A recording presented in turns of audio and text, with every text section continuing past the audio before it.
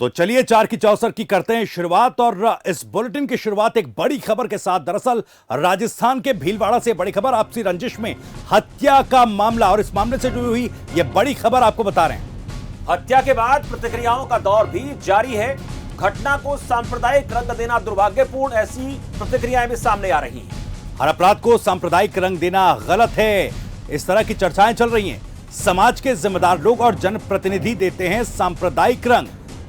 सांप्रदायिक रंग देने से एजेंसियों की ऊर्जा इस काम में लग जाती है और जरूरी काम कहीं ना कहीं पीछे छूट जाते हैं। तो भीलवाड़ा में हुई थी कुछ बच्चों में आपसी लड़ाई। पीड़ित और आरोपी का बैकग्राउंड जो है वो आपराधिक प्रवृत्ति का रहा है, जो जानकारी अभी तक निकलकर सामने आई। सांप्रदायिक रंग देकर बीजेपी अपना एजेंडा चलाना चाहती है, ऐसे आरोप भी लगाए जा रहे हैं। कांग्रेस की तरफ से ऐसे आरोप भी लग रहे हैं।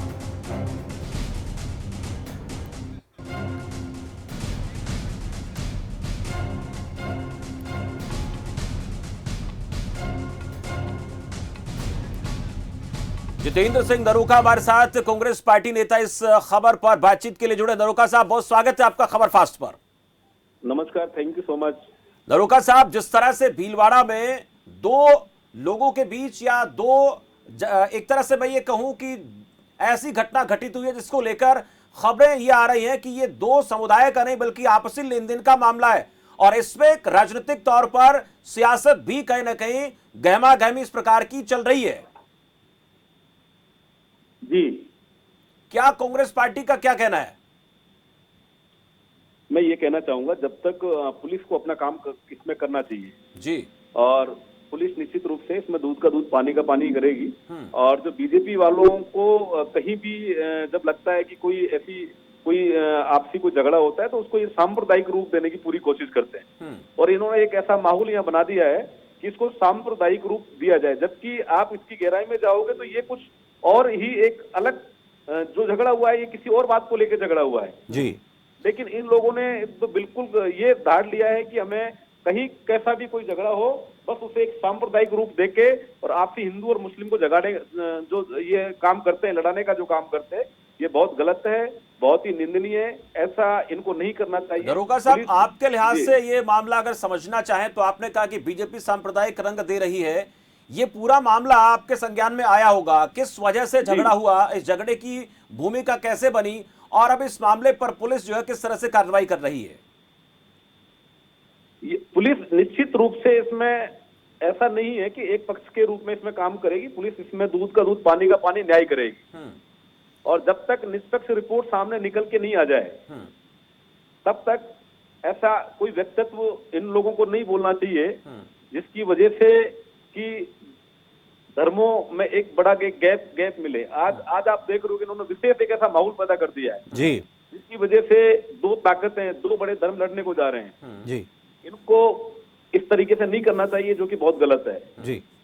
कांग्रेस पार्टी, ऐसा नहीं है कि कांग्रेस पार्टी यदि किसी के साथ गलत हुआ है निश्चित रूप से न्याय के लिए उसके लिए स्वतंत्र है, और पुलिस के अनुसंधान में सब चीजें हैं। दूध का दूध पानी का पानी, न्याय मिलना चाहिए, लेकिन इसको सांप्रदायिक रूप देने की कोशिश ना करें। नरोका साहब, आने वाले वक्त में राजस्थान में चुनाव भी होने हैं, ऐसे में क्या इस तरह की घटनाओं के जरिए प्रदेश में जो सांप्रदायिक माहौल है, साथ ही साथ क्या जो स्थिति प्रदेश की है, जो सांप्रदायिक सौहार्द है, क्या उसे बिगाड़ने की साजिश रची जा रही है? बिल्कुल साजिश है ये। इनके पास कोई और मुद्दा तो है नहीं। हमारे यहाँ यशस्वी मुख्यमंत्री जी ने इतनी बड़ी बड़ी सौगातें, इतने बड़े बड़े काम किए, तो इनके पास विपक्ष में बोलने के लिए तो कोई बात है ही नहीं। सिर्फ इनके पास मुद्दा है तो हिंदू और मुस्लिम, इसके अलावा कोई मुद्दा नहीं है।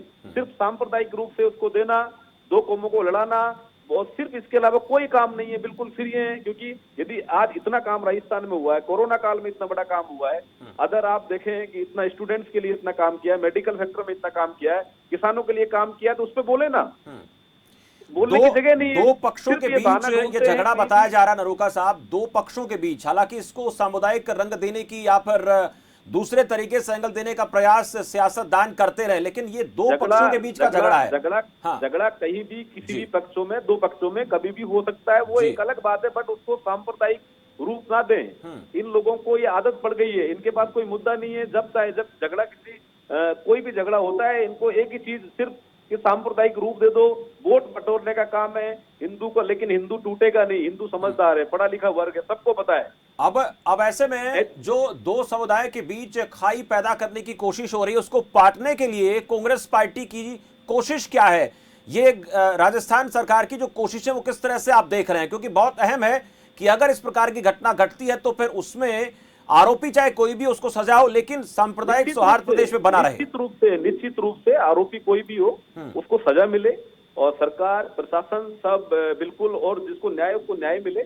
लेकिन सांप्रदायिक ये झगड़ा किसी भी सूरत में सरकार प्रशासन नहीं होने देंगे, इसको सांप्रदायिक रूप नहीं देने देंगे। ठीक है। और पीड़ित परिवार के साथ में सरकार है, प्रशासन है, पीड़ित परिवार को न्याय मिलेगा।